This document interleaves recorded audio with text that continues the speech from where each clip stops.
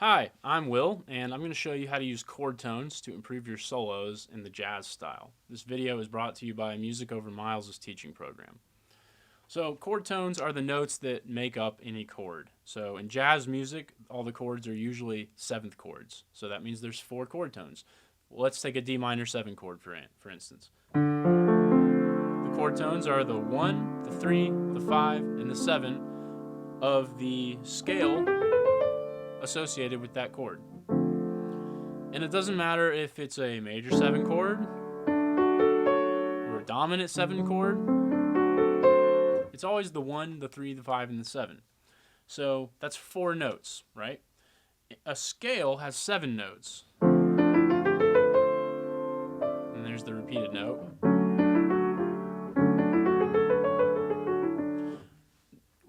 Cutting your note pool down from 7 to 4 when you're practicing, it's great because those 4 notes are actually stronger note choices. They're the chords that make up the harmony.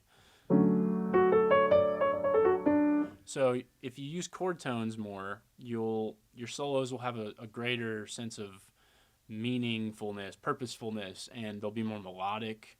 It'll sound more vocal. A good melody tends to have a lot of chord tones in it. So how do you practice using these chord tones? Let's get a metronome out. I've got this metronome set at 48, and I'm going to put it on the backbeat in my head. 1, 2, 3, 4. 1, 2, 3, 4. We'll take the chord progression D minor 7, G7, C major 7. That's it. And we'll just play the bass on the left hand of those chords.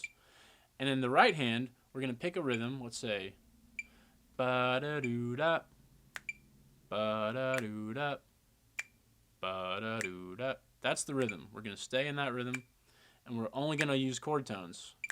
1, 2, 3, 4.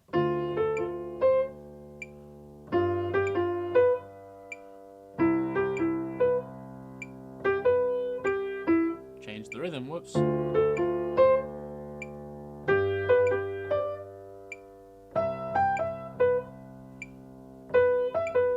Sounds kind of boring right now, but what you're doing is you're working on really being at home in those chord tones. And when you really get good at this, you can take the rhythm away, play whatever rhythm you want.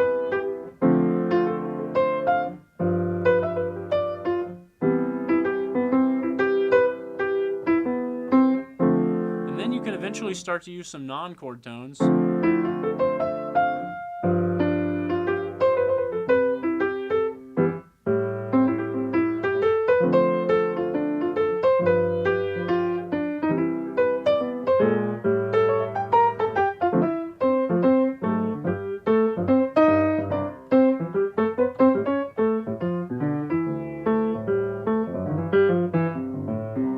And, that was a lot more interesting, right? It sounds like a real solo, but it's probably 80% chord tones. The only stuff that wasn't chord tones was resolving into chord tones, generally. And that's just what naturally happens when you solo in a way that sounds like someone's singing. It's a very melodic way to solo.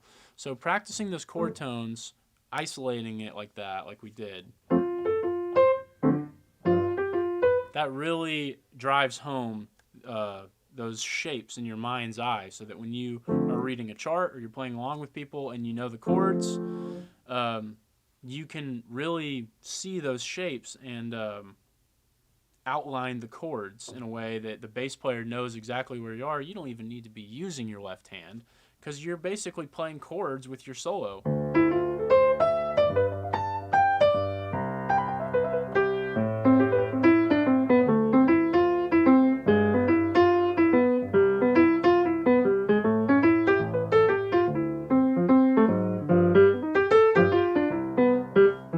It's all there. It's mostly chord tones, so it's kind of like painting the chords in front of the listener. So anyway, I think you'll get a lot out of practicing these chord tones in your soloing with your metronome. So I'm Will. In this video, you learned how to practice using chord tones and the importance of chord tones in a strong solo. Thanks for watching.